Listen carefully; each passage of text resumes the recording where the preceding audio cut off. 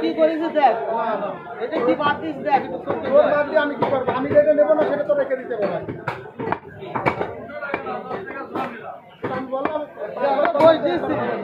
কথা বলার দরকার ছিল, দেখছি দিয়েছি আমার তো 5 বার দিলাম, একবার কিন্তু একটা কথা বললাম, এটাকেও বাদ যায়।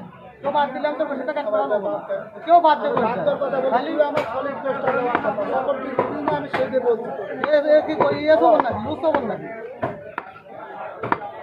তার মানে কি লুজ খবর? লুজ খবর দিলি সেটা কর, তো লুজ খবর দিচ্ছি